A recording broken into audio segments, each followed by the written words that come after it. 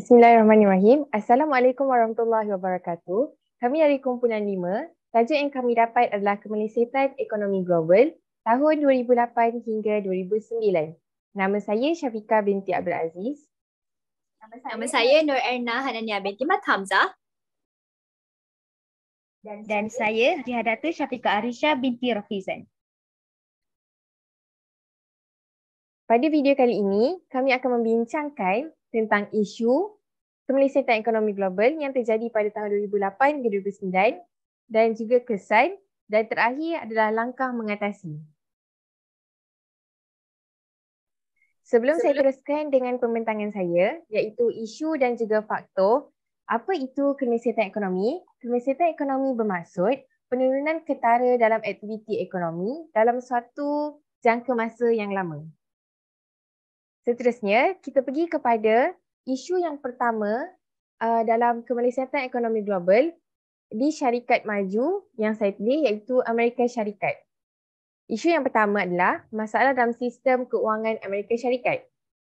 Terdapat beberapa faktor yang menyebabkan masalah ini berlaku, antaranya penurunan kadar faedah pinjaman, yang kedua harga hartanah meningkat, dan yang terakhir kejatuhan harga security gadai janji. Di bawah penurunan kadar faedah pinjaman, kita akan dapat lihat nanti pelonggaran syarat kelayakan kredit, dan di bawah harga hartanah meningkat, kita akan tahu bagaimana krisis subprima berlaku. Seterusnya, penurunan kadar faedah pinjaman. Penurunan kadar faedah pinjaman, pelonggaran syarat kelayakan kredit. Menurut Adrian dan Shin, Brunner Meyer 2009 dan Taylor 2008, Amerika Syarikat melalui Rizab Persekutuan Federal Reserve telah melaksanakan beberapa polisi penting antaranya pelonggaran syarikat kelayakan kredit melalui penurunan kadar faedah pinjaman. Penurunan kadar faedah pinjaman ini juga turut didorong oleh beberapa bank pusat di beberapa negara dunia termasuk Asia terhadap aktiviti penjualan sekuriti hutang. Jadi, apa yang berlaku di negara Amerika Syarikat pada ketika itu, pihak bank di Amerika Syarikat telah melakukan penurunan kadar faedah pinjaman untuk menjalankan semula ekonomi di negara mereka. Jadi, inisiatif ini turut disokong oleh beberapa negara lain yang maju dan juga negara Asia seperti Thailand, Indonesia dan juga Malaysia. Seterusnya, perkaitan antara penurunan kadar faedah pinjaman mengakibatkan peningkatan nilai hartanah di Amerika Syarikat. Apabila kadar penurunan kadar faedah pinjaman diturunkan, makin ramai orang yang meminjam di bank.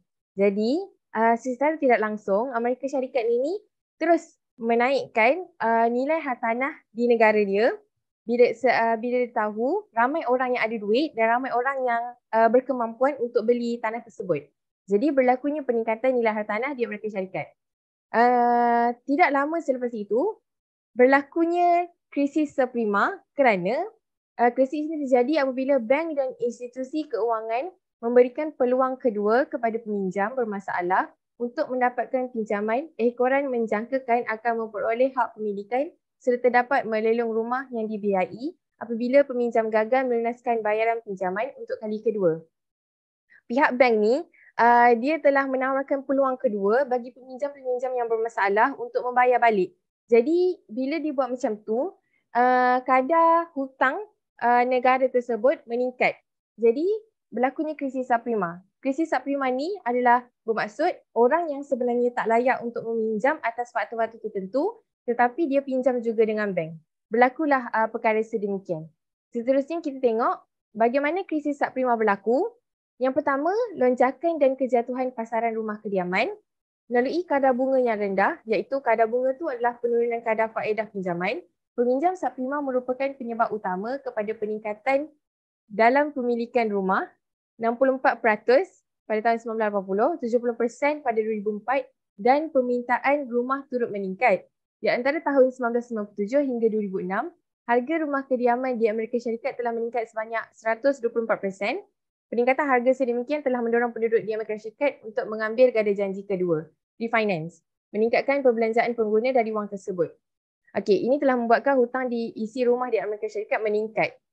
Iaitu sebanyak 680 US dollar bilion pada tahun 1974 kepada 14 US dollar trilion pada tahun 2008. Okey, lebihan daripada binaan ketika pasaran sedang memuncak telah membuatkan harga rumah pada ketika itu jatuh. Sebab apa jatuh? Harga rumah mula menurun apabila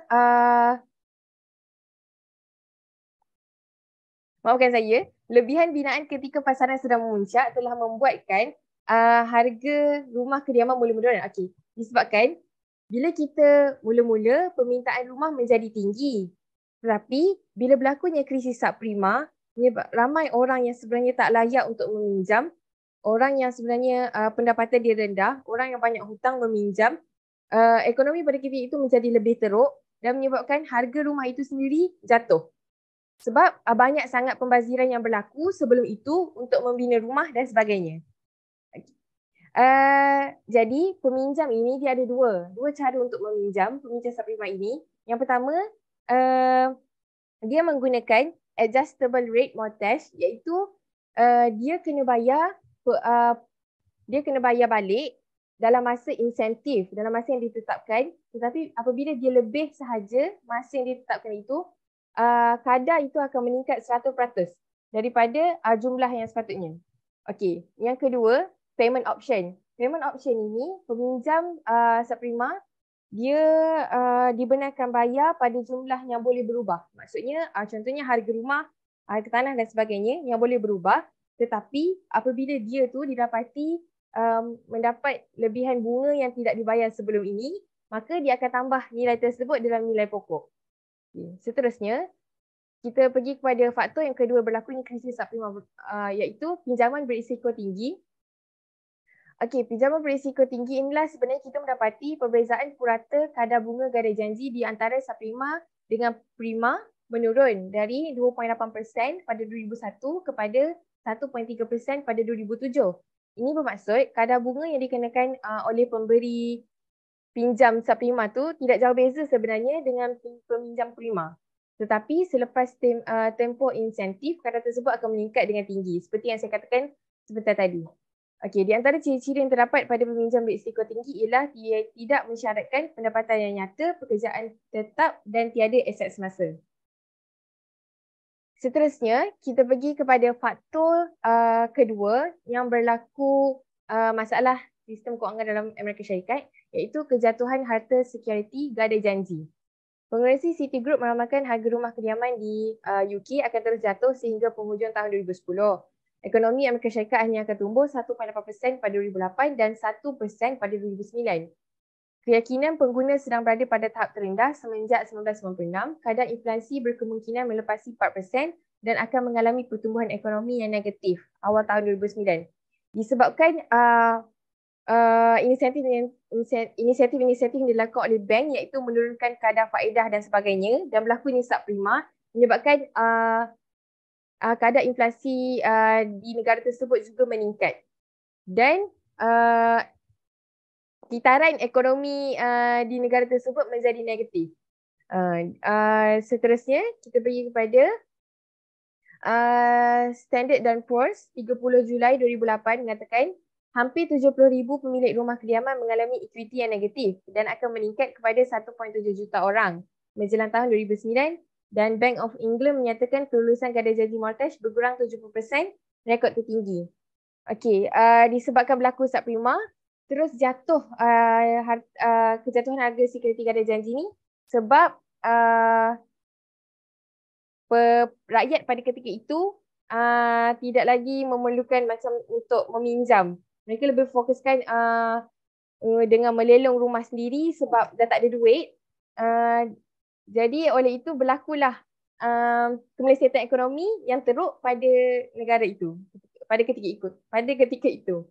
Okey, seterusnya ini adalah jadual jumlah hutang gadai janji belum bayar di beberapa buah negara. Okay. Seterusnya kita pergi kepada peningkatan harga minyak. Tahun 2008 merupakan tahun krisis ekonomi luar biasa serta petunjuk jelas kepada berlakunya kemelesatan ekonomi secara global. Ianya bermula dengan peningkatan harga minyak mentah yang memuncak kepada 147 US dollar seton pada Julai 2008, kini susut kepada 51 US dollar seton. Kos bahan makan turut meningkat berpunca dari bahan makanan sebagai sumber alternatif kepada petroleum biofuel. Okey, faktor yang kedua adalah peningkatan harga minyak itu sendiri. Bila harga minyak itu meningkat, maka secara tidak langsung kos bahan makanan juga turut meningkat. Ini adalah kerana kos bahan makanan merupakan sumber alternatif kepada petroleum dan biofuel. Oleh itu, seperti yang kita tahu, untuk untuk mengurangkan penggunaan minyak-minyak ni, terutamanya di kenderaan kita boleh mengamalkan gaya hidup sihat iaitu berkongsi kereta untuk pergi ke mana-mana. Okay. Itu salah satu cara. Dan seterusnya kita pergi kepada faktor yang terakhir iaitu kadar inflasi. Okay, apa inflasi ni? Inflasi ni adalah kenaikan tingkat harga barang dan perkhidmatan dalam satu tempoh tertentu. Okey, kita tengok kat sini. OECD iaitu Organization of Economic Cooperation Development melaporkan kadar inflasi mencecah ke paras tinggi dalam sejarah di peringkat global. Okey, bila berlakunya kadar inflasi, secara langsung berlakunya lebihan penawaran dan punca-punca inflasi global ini berlaku adalah disebabkan oleh pertumbuhan yang memberangsangkan oleh tahap kesejahteraan tinggi di negara Asia, negara-negara seperti Thailand, Indonesia dan juga Malaysia, berlaku spekulasi komoditi, kegagalan pertanian dan juga peningkatan kos import dari negara China dan permintaan ke atas makanan dan komoditi dari beberapa negara. Seterusnya, kita boleh lihat beberapa krisis yang berlaku di negara-negara lain di dunia iaitu negara Jepun, New Zealand dan Australia. Okey, jika kita dapat lihat, negara Jepun berlakunya ekspor dari Jepun berkurangan buat pertama kali dalam 5 tahun dan terdapat peningkatan dalam import. Ini telah mengurangkan lebihan perdagangan Jepun sebanyak 1.28 bilion US dollar, kejatuhan sebanyak 90% berbanding tahun 2007 dan dipercayai Jepun sudah tergolong di antara negara yang sedang mengalami kemesyatan ekonomi. Untuk pengetahuan semua, apabila Amerika Syarikat berlaku kemesyatan ekonomi, negara-negara maju yang lain turut terjejas.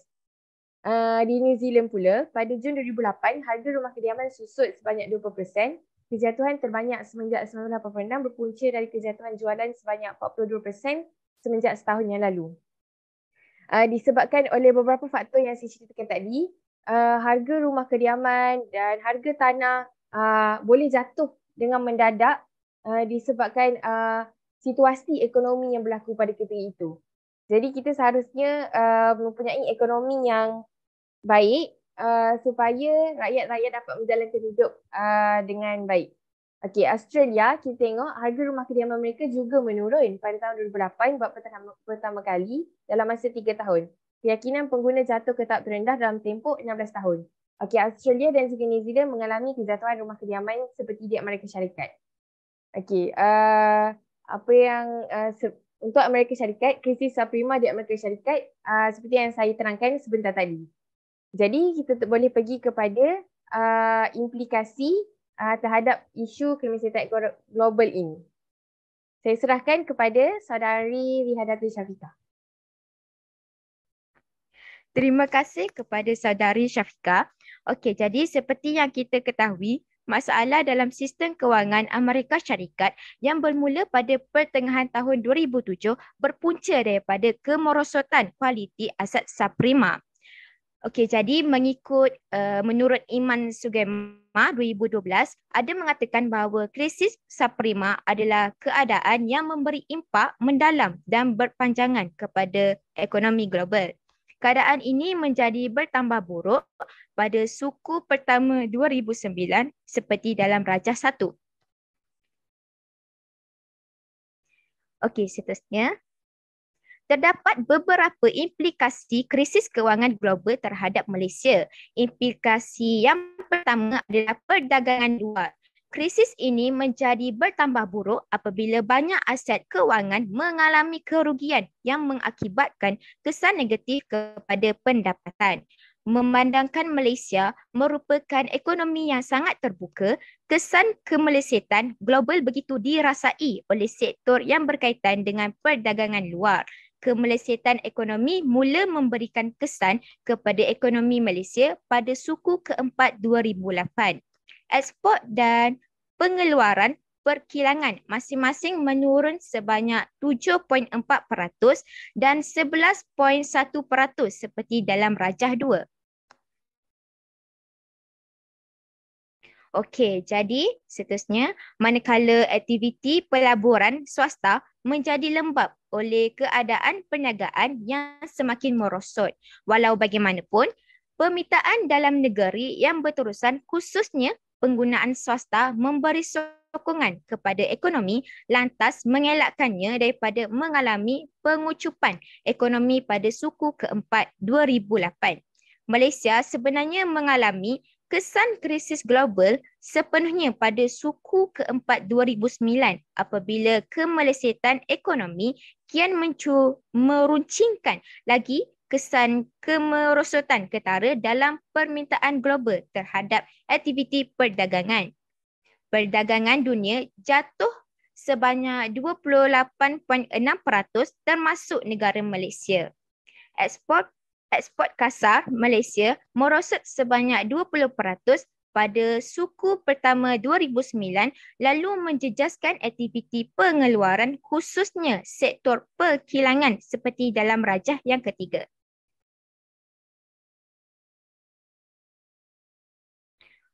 Okey, jadi implikasi seterusnya ialah pelaburan. Pada akhir 2008, kesan daripada krisis kegagalan institusi kewangan Amerika Syarikat pada tahun 2007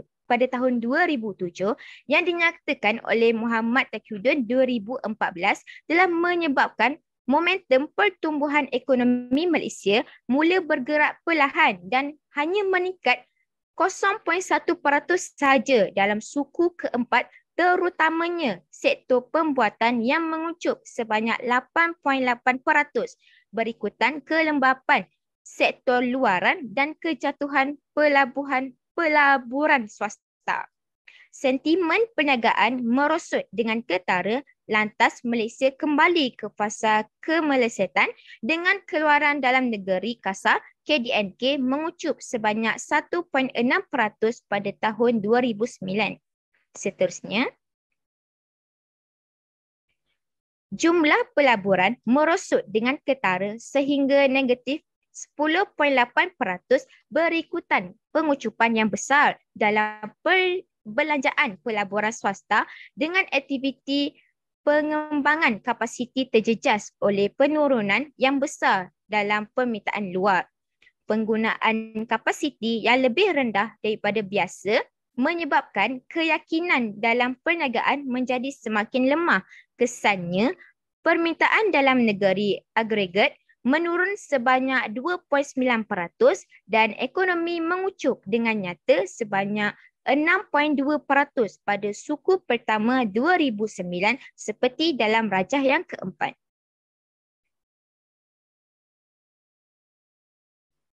Seterusnya, ambilan inventory yang besar pada suku itu khususnya dalam sektor perkilangan dan komoditi menyebabkan kemerosotan pertumbuhan selanjutnya. Seterusnya, implikasi krisis kewangan global kepada Malaysia yang terakhir ialah dalam sektor pekerjaan. Sebagai tindak balas terhadap kemerosotan ketara, ekspor dan aktiviti pengeluaran, banyak syarikat mengambil langkah mengurangkan kos pekerja dengan membekukan pengambilan pekerja baru, memulakan pengurangan gaji dan waktu kerja yang lebih masa serta memberhentikan sebahagian daripada pekerja. Jumlah perberhentian pekerja meningkat seramai 12,590 orang pada suku pertama berbanding dengan purata suku tahunan sebanyak 3,873 orang dalam tahunan 2005 hingga 2008, terutamanya pekerja perkilangan. Kadar pengangguran meningkat kepada 4% dalam suku pertama 2009. Sikap berbelanja mereka sebenarnya turut dipengaruhi sentimen yang lemah ekoran daripada keadaan ekonomi keseluruhan yang lembap di samping ketidakpastian mengenai prospek pendapatan dan jaminan pekerjaan. Menurut Ashraf Wajdi 2011, krisis ini turut mengakibatkan masyarakat awam tidak yakin dengan kondisi institusi kewangan sebagai intermediary yang selamat lantaran ramai jatuh miskin dalam masa singkat akibat kehilangan wang simpanan dan kejatuhan teruk nilai wang simpanan pencen. Sekian, itu saja daripada saya. Kita akan beralih pula dengan langkah mengatasi krisis kemelesatan ekonomi 2008 hingga 2009. Terima kasih diucapkan kepada Rihadatul Syafiqah atas penerangan tentang kesan kemelesatan ekonomi global tahun 2008 hingga 2009. Seterusnya, saya akan teruskan lagi perbincangan kita dengan langkah dasar atau tindak balas negara terhadap kemelesatan ekonomi global tahun 2008 sehingga 2009. Saya dapati ada 6 faktor, ada 6 langkah dan tindak balas yang dilakukan oleh kerajaan, iaitu dasar fiskal 2 pakej rancangan ekonomi berjumlah RM67 bilion, langkah komprehensif bagi memastikan pembiayaan dapat dijalankan berterusan, mengawal aliran keluar masuk wang, meningkatkan pengeluaran produk komoditi ekspor, merangsang pembelian barangan tempatan dan seterusnya merangka pelan jangka panjang dan pendek. Okey, pertama sekali, kita teruskan dengan dasar fiskal iaitu 2 pakej rancangan ekonomi berjumlah 67 bilion. Hal ini untuk menyokong permintaan dalam negeri dan mengurangkan kemelesetan ekonomi global terhadap segmen ekonomi yang terjejas. Kita ada 2 pakej iaitu pakej pertama yang bernilai 7 bilion. Ianya untuk membina, menaik taraf dan menyelenggara kemudahan, membina rumah kos rendah dan sederhana, program pembangunan modal insan dan seterusnya, bantuan sektor swasta. Pakej yang kedua pula merangkumi pakej yang kedua yang bernilai sebanyak 60 bilion yang merangkumi ianya digunakan untuk mengurangkan pengangguran dan menambahkan peluang pekerjaan serta meringankan beban orang ramai terutamanya kumpulan yang mudah terjejas.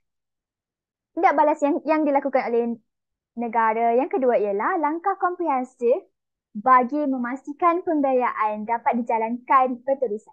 Pertama, memastikan akses kepada pembiayaan berterusan. Akses kepada pembiayaan berterusan ini diberikan kepada PKS iaitu perusahaan kecil sederhana dan peniaga-peniaga kecil. Hal ini untuk membantu mereka dengan memberikan dana kepada mereka. Jadi, apabila kita memberikan dana kepada PKS atau peniaga-peniaga kecil, mereka akan dapat mengeluarkan barangan mereka dan mengekspor barangan mereka dan seterusnya meningkatkan kita punya ekonomi. Seterusnya, penyusunan semula dan penjadualan semula kemudahan kredit. Flexibility untuk menyusun dan menjadualkan semula pinjaman supaya dapat menyelesaikannya dengan lebih awal dengan peminjam. Jadi dekat sini kalau kita susun semula jadual kemudahan kredit, pemihutang atau bukan pemihutang tapi penghutang dapat menyelesaikan hutang dengan lebih awal kepada peminjam. Peranan jawatan kuasa penyusunan semula hutang corporate CDRC yang dipertingkatkan dan skim penyelesaian hutang kecil yang lebih meluas. Seterusnya, langkah awalan bagi mengekalkan keyakinan terhadap sektor kewangan.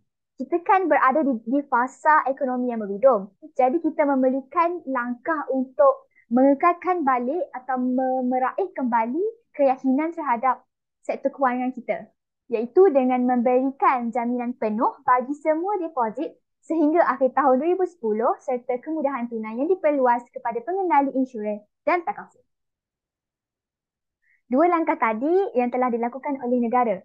Jadi mari kita lihat langkah yang kita boleh lakukan untuk mengawasi kita punya ekonomi. Yang pertama, mengawal aliran keluar masuk wang. Apa maksud mengawal aliran keluar masuk wang? Maksudnya adalah kita mengurangkan aliran duit Malaysia ke luar negara dengan contohnya mengurangkan pengambilan warga asing untuk sektor buruh. Sebaliknya menggalakkan pengambilan warga tempatan. Kalau kita gunakan warga asing untuk membuat kerja buruh, kita macam kita dapat duit tu dan warga asing akan salurkan duit yang dia dapat dekat Malaysia ni kepada negara mereka sendiri. Jadi kita dapat jadi kebocoran nilai wang berlaku di negara kita. Seterusnya, menggalakkan rakyat untuk menyimpan wang dalam negara agar tidak berlaku kebocoran tunai. Dan seterusnya, menaikkan cukai import barang. Langkah yang seterusnya adalah meningkatkan keluaran komoditi ekspor. Apa maksud komoditi ekspor ni? Maksud komoditi adalah barangan yang diperdagangkan di luar negara. Jadi, untuk meningkatkan kita punya ekonomi, kita perlu mengeluarkan lebih banyak barang-barangan Malaysia atau lebih mudah cakap, kita perlu mengeksport lebih banyak barangan ke luar negara. Kita dapat mengeluarkan banyak barangan ke luar negara dengan menggunakan teknologi moden. Kita perlu gunakan teknologi moden untuk menghasilkan dan mengeluarkan lebih banyak produk-produk tempatan.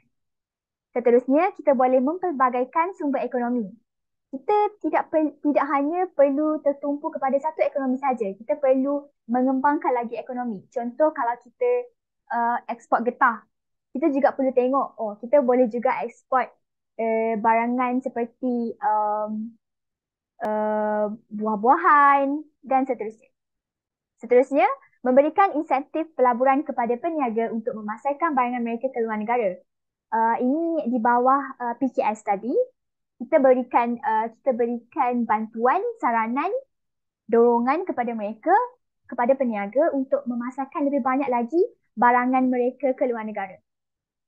Langkah yang seterusnya ialah merangsang pembelian barangan tempatan.